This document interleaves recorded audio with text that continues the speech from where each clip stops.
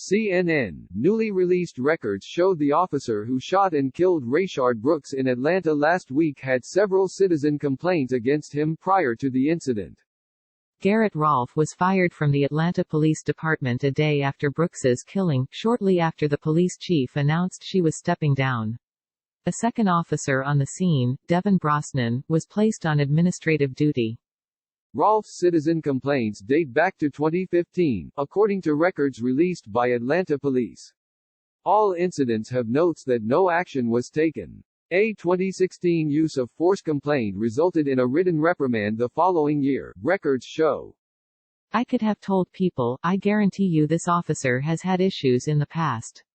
It's normally that situation, Chris Stewart, an attorney for Brooks's family said Monday night. You know who causes issues or who has had prior issues or who has complaints. A lot of them don't get justified and then they stay on the force. So, it wasn't a surprise. CNN has reached out to the department for more information on the office's records. CNN has also reached out to the Atlanta Police Foundation. Rolfe and Brosnan have not responded to repeated requests for comment. Brooks's family and their attorneys, as well as the district attorney who could bring charges against the officers, all say the encounter between the man and police shouldn't have turned fatal. Brooks calmly chatted with officers for more than 20 minutes before the three engaged in a struggle and he attempted to run away with a taser. He was shot twice in the back, a medical examiner said. His death comes just 3 weeks after George Floyd died at the hands of Minneapolis police, sparking global protests decrying racism and oppression and calling for police reform.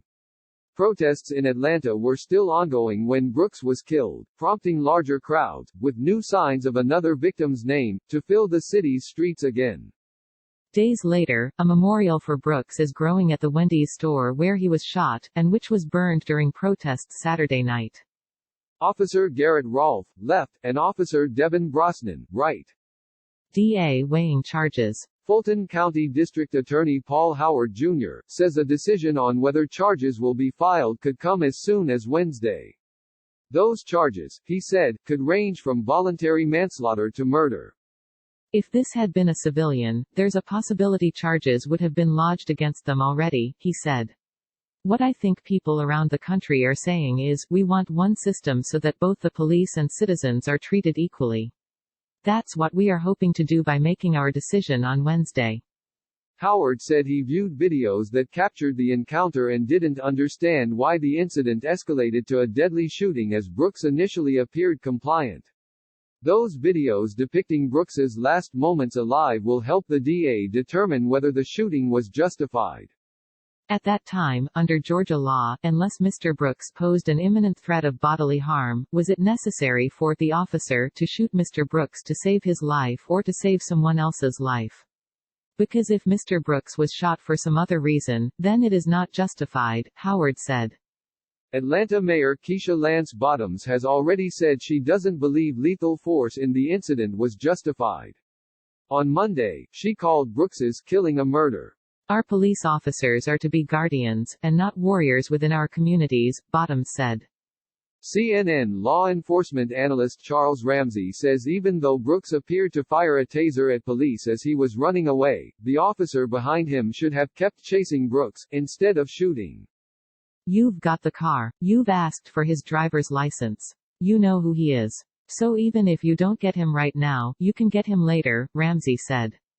The need to immediately apprehend is taken away. And you can only use deadly force under certain, very narrow circumstances, such as if the officer's life or anyone else's life is in danger.